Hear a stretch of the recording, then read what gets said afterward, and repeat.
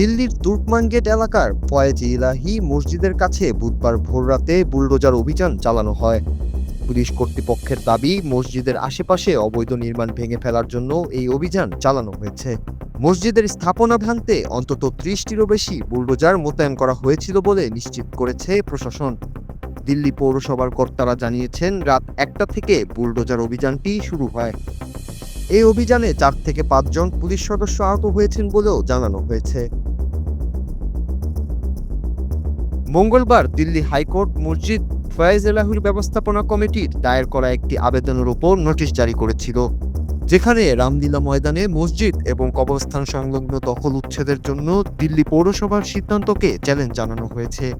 Notice সত্ত্বেও রাতভর bulldozer চালিয়ে গুড়িয়ে দেওয়া হয় মসজিদটির নানা স্থাপনা। উচ্ছেদের তালিকায় মসজিদ ছাড়াও রাস্তার একটি অংশ, একটি ফুটপাত, একটি কমিউনিটি হল, একটি পার্কিং এলাকা এবং একটি বেসরকারি ডায়াগনস্টিক সেন্টার ছিল, কিন্তু অন্য কোনো স্থাপনা এখনো ভাঙা হয়নি।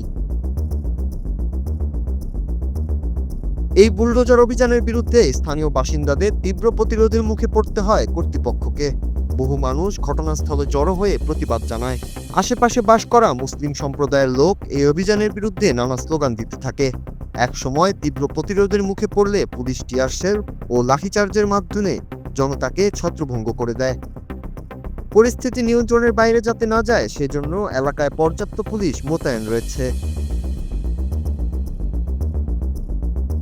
এ নিয়ে মুসলিম সম্প্রদায়ের মধ্যে সৃষ্টি হয়েছে তীব্র ক্ষোভ।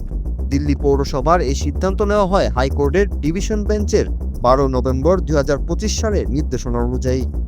ওই নির্দেশে তুর্কমান গেটের কাছে রামলীলা গ্রাউন্ডে প্রায় 38,940 বর্গফুট অবৈধ দখল 3 মাসের মধ্যে উচ্ছেদ করতে পৌরসভা এবং পূর্ত দফতরকে সময় দেওয়া হয়েছিল। এই নির্দেশ দেওয়া হয়েছিল সেভ ইন্ডিয়া ফাউন্ডেশন নামক একটি সংস্থার আবেদনের ভিত্তিতে। এটিকে ভিত্তিহীন দাবি করে উদ্দেশ্যমূলকভাবে মসজিদটি ভাঙা হয়েছে, এমনটাই বলছেন স্থানীয়রা। Noor Raju, Bangla TV news desk.